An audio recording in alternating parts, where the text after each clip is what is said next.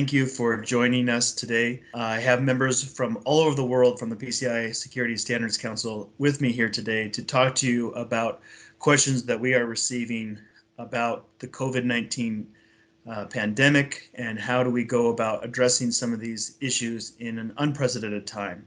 Today, we're going to cover off on several of the questions we've received, but most importantly, we recognize that everyone's safety and their concerns about what comes in the future is at the forefront of our minds. We are talking to merchants, we're talking to service providers, we're talking to vendors and everyone that's in the payment ecosystem about how this pandemic has changed the way that they do business and how they operate. And as such, it changes some of the security implications that go along with that. And that, as well, how they demonstrate that security is in place and working as expected. And then also what new risk is introduced by this approach, taking of working from home or having to validate their security by having assessors attest to work that is being done miles, if not thousands of miles away.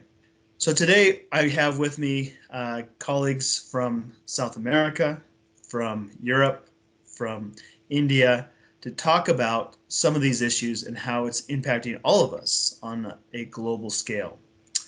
So with that, let's talk first about some of those risks that we're seeing. And for that, I'll turn to my colleague, Nitin.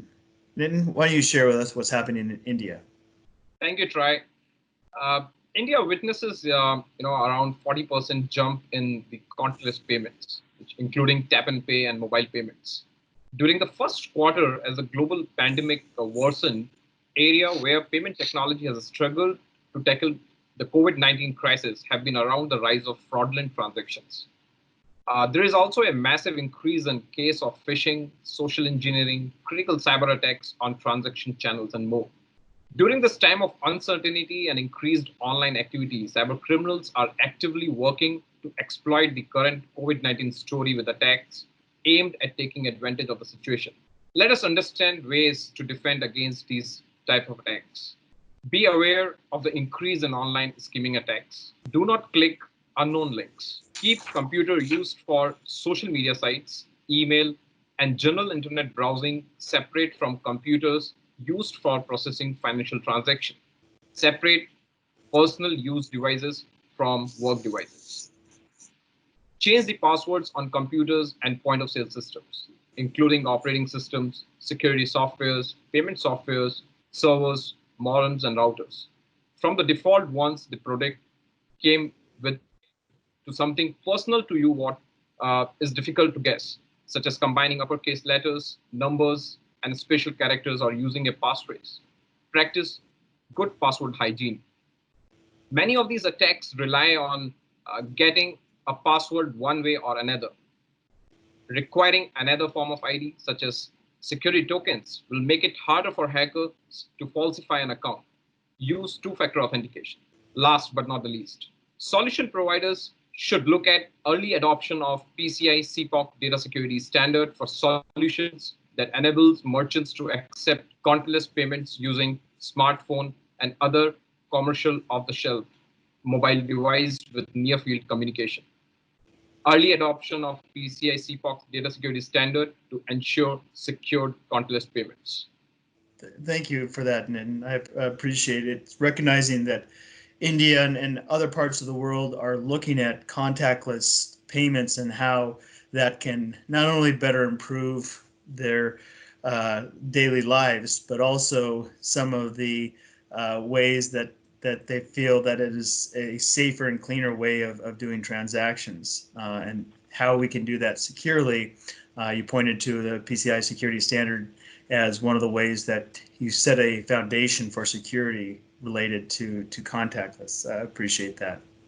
Well, what we recognize is in this unprecedented time, we have a challenge with how do you demonstrate security is in place? And for that, I'll turn the floor over to my colleague in Sao Paulo, who has been working with local assessors and the payment community, as well as the rest of the PCI Council on ways that we go about demonstrating good remote secure assessments. So for that, Carlos, share your thoughts, please.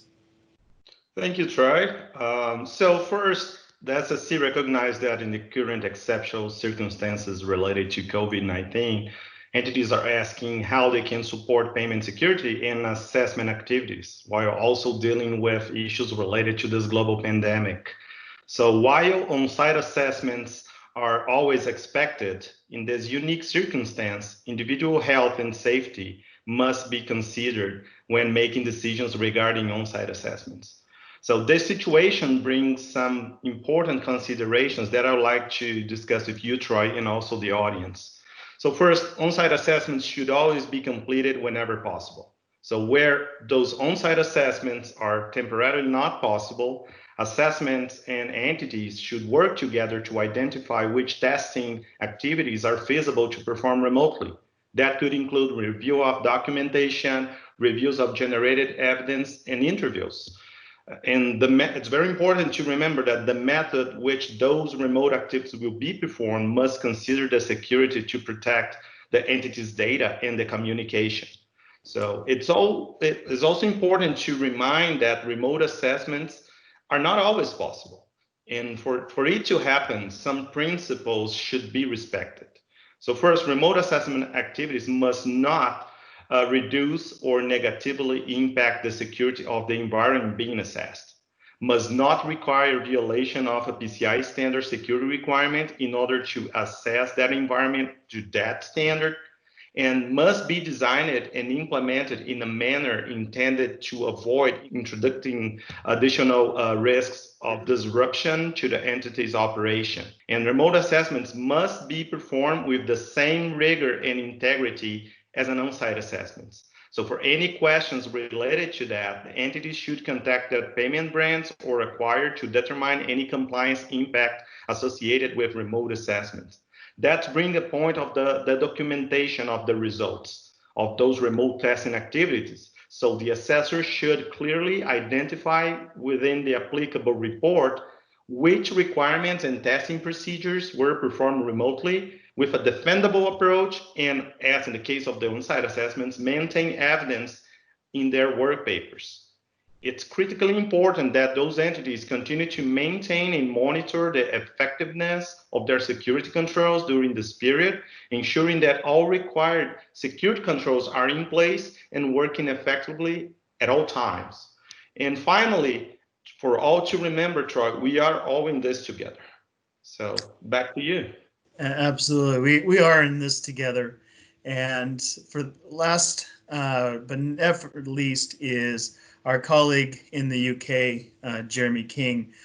Jeremy, we have an unprecedented time of not only trying to see how we demonstrate security remotely, but we have so much of our workforce now at home trying to just do their normal daily routine and business in a safe and secure manner. So what can you share with us, the PCI guidance on working from home? Thank you very much, Troy. For many people, it was a rush to enable remote working to take place as countries locked down. Going forward, we need to make sure that everything is in place and up to date to prevent the criminals gaining access, which means focusing on those three core areas: people, process, and technology. For people, all staff should receive security awareness training that emphasizes the importance of data security. Staff should be aware of their physical surroundings when working remotely and find a suitable location that prevents sensitive data and information from being observed. They should be aware of phishing emails and scams being used by criminals, especially in these challenging times, including criminals trying to impersonate company IT staff to obtain login data and credentials. Equally, IT staff must be aware of criminals trying to impersonate remote staff to gain access to passwords and systems. Processes must be in place requiring staff connecting to company networks and systems to use multi-factor authentication. As Nitin said, using passwords which are easy to remember and hard to guess or calculate, along with the use of a unique company credential such as a token, passcode, or smart card that provides the secure multi-factor approval. Policies and procedures must clearly prohibit any unauthorized copying, moving, sharing, or storing of payment card data in remote environments. Finally, access to system components and cardholder data must be limited to only those individuals whose job requires such access. The use of technologies that ensures payment data remains protected whilst enabling remote personnel to perform their work securely is also a vital consideration. This includes requiring all staff involved in payments and payment processing to use company-provided equipment and not personal technology such as home computers. Companies must ensure all computers are using the most up-to-date software and can be patched even when working remotely, and that computers having the latest antivirus software not only loaded but running. Finally, remote access sessions should automatically disconnect after a period of inactivity to avoid idle open connections being used by criminals. The PCI SSC has produced a number of blogs around working remotely securely, as well as identifying potential scams and threats. So do please visit our website and download these very useful blogs and infographics. And Troy, back to you. Thank you, Jeremy. And in addition to everything that Mr. King and our other colleagues have mentioned, we have many different subjects that we have addressed on our website related to COVID-19 and how the payment industry is reacting to this. In addition, we have the subject of extending the dates for the rollout of POI version 3 devices. Originally, that was scheduled for April of this year. We've extended that by 1 year. We also have now up and running once again our instructor-led training. We have a proctoring service that they themselves had to shut down and not be able to be conducting in-person proctoring. Now we have a remote service that is available for people that have been looking at getting certified to become a new assessor. We have also on our website several statements on COVID-19 and our perspective of what industry should be looking at as relates to both the security and demonstration of that security, but also what these new types of approaches, as Jeremy mentioned, working from home, and how we go about doing that securely. We also have a big concern for us is the safety of those organizations and businesses that remain open, such as grocery stores and other type of retail.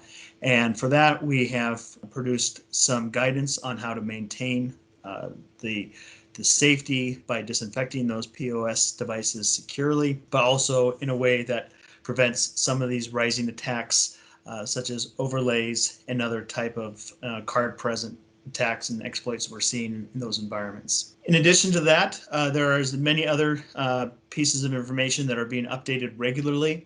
We encourage people to go to PCISecurityStandards.org/COVID-19 to find out more about what's happening. As I mentioned, regularly being updated almost daily with new content as we hear from you, questions and concerns about how we address the details and aspects of different standards, as well as our programs and what that means for payment security going forward. With that, I want to thank you for watching our video.